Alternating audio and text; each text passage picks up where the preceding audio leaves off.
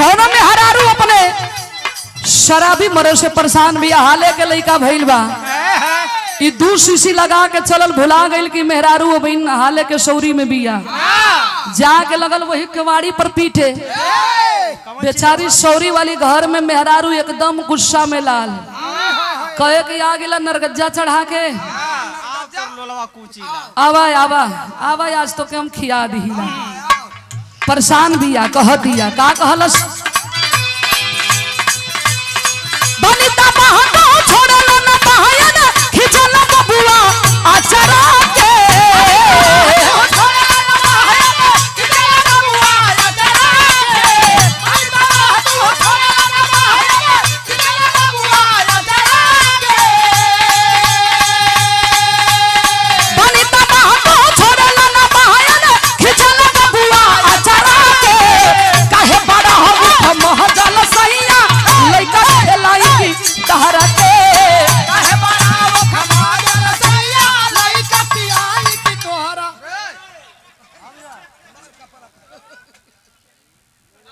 यही से कहीला न कबो कबो मोछू से ट्रेनिंग लियल करा का गावत हुआ हम का गावत ही तू का गावत हुआ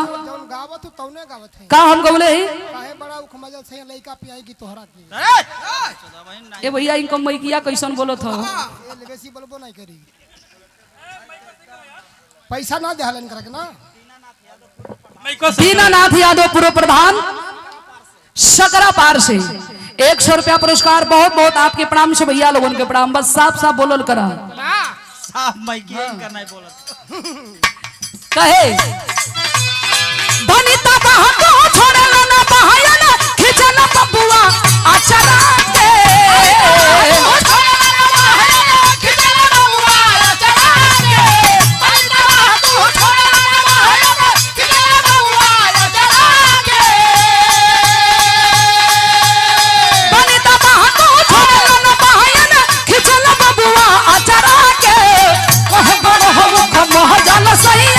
लइका खेलाई की कहरा के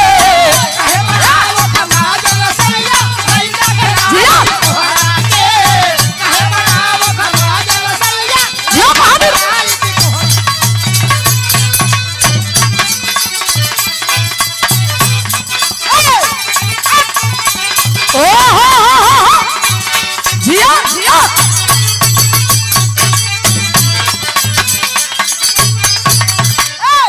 आई एक गीत 5-7 मिनट के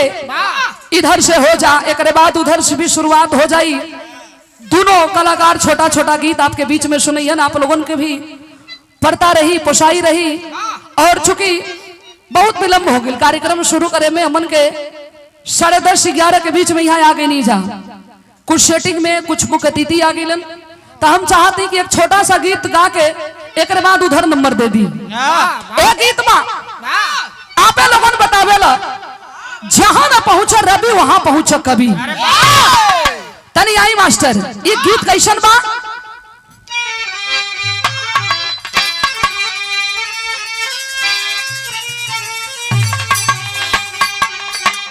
कहा नाम बा